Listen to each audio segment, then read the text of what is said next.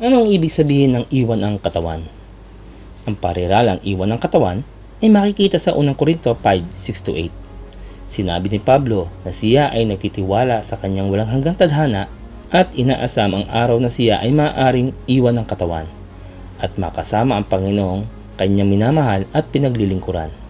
Ang iwan ang katawan ng isang tao ay nangangahulugan lamang na mamatay. Dahil sa kamatayan, ang espiritu ay naghihiwalay sa katawan at lumipas sa walang hanggang tirahan nito, sa langit kasama ng Panginoon o impyerno, na hiwalay sa Diyos para sa kawalang hanggan. Sa parehong paraan, ang mga Kristiyano ay palagi may tiwala. Alam na habang tayo ay nasa tahanan sa katawan, ay wala tayo sa presensya ng Diyos, sapagkat tayo ay lumalakad sa pamagitan ng pananampalataya, hindi sa pamagitan ng paningin. Kapag ang isang born-again believer ay namatay, ang kanyang kaluluwa ay napupunta kagad sa presensya ng Panginoon. Doon, sinasadyang naghihintay ang kaluluwa sa muling pagkabuhay ng katawan. Sa iglesia sa Pilipos, sumula si Pablo mula sa isang bilangguan ng Roma. Sapagkat para sa akin, ang buhay ay para kay Kristo at ang kamatayan ay pakinabang. Kung ako'y mananatiling buhay, ito'y kapaki-pakinabang sapagkat marami pa akong magagawang mabubuting bagay. Hindi ko ngayon malaman kung alin ang aking pipiliin. May pagtatalo sa loob ko. Nais ko nang pumanaw sa mundong ito upang makapiling ni Kristo, sapagkat ito ang lalong mabuti. Ngunit alang-alang sa inyo, mas kailangan pang manatili ako sa buhay na ito.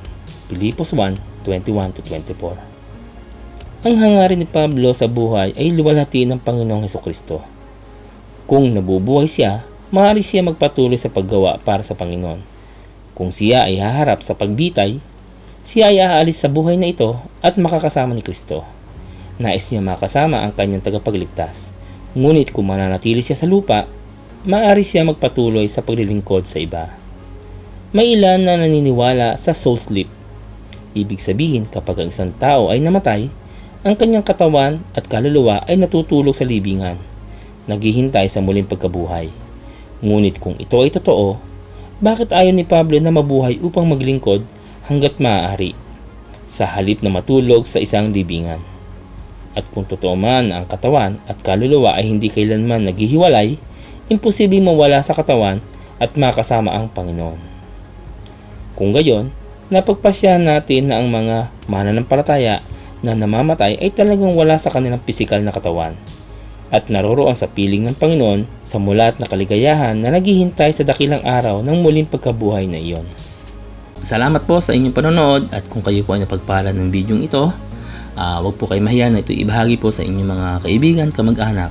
Hanggang sa muli po.